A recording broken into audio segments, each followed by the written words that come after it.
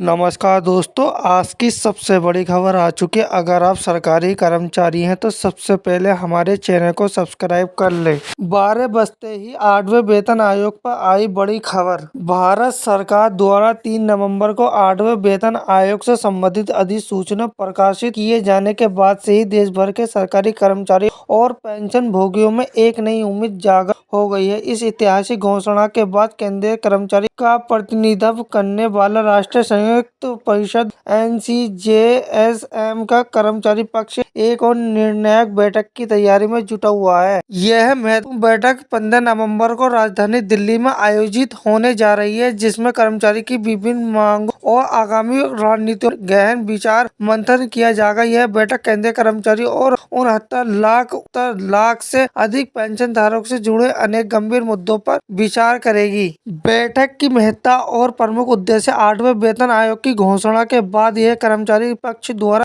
आयोजित की जा रही राजनीतिक बैठक है। इस सभा का प्राथमिक उद्देश्य ये निर्धारित करना है कि वेतनमान में संशोधन, पेंशन व्यवस्था में सुधार, सेवा नियमों में परिवर्तन और विभिन्न से संबंधित कर्मचारी की अपेक्षाओं को किस प्रकार सरकार के समक्ष प्रभावी ढंग से रखा जाए। इस मंच के माध्यम से ही कर्मचारी और पेंशनधारी अपने प्रतिनिधियों के जरिए सरकार के साथ प्रत्यक्ष संवाद स्थापित करते हुए इस सभा में जो योजनाएं और रणनीति बनाई जाएगी वे भविष्य में सरकार के साथ होने वाली वार्ताओं की दिशा तय करेगी। संभावित चर्चा के प्रमुख विषय 15 नवंबर को होने वाली इस महत्वपूर्ण बैठक में अनेक गंभीर मुद्दों पर विचार विमर्श होने के प्रबल संभावना है। नंबर 1, वेतन संरचना में परिवर्तन। इसमें फिटमेंट फैक्टर और न्यूनतम वेतन में उल्लेखनीय वृद्धि की मांग सम्मिलित होगी। नंबर 2, पेंशन व्यवस्था सुधार। पुरानी पेंशन योजना OPS की बहाली और वर्तमान राष्ट्रीय पेंशन प्रणाली NPS में आवश्यक संशोधन की मांग प्रमुखता से उठाई जा सकती है। नंबर 3,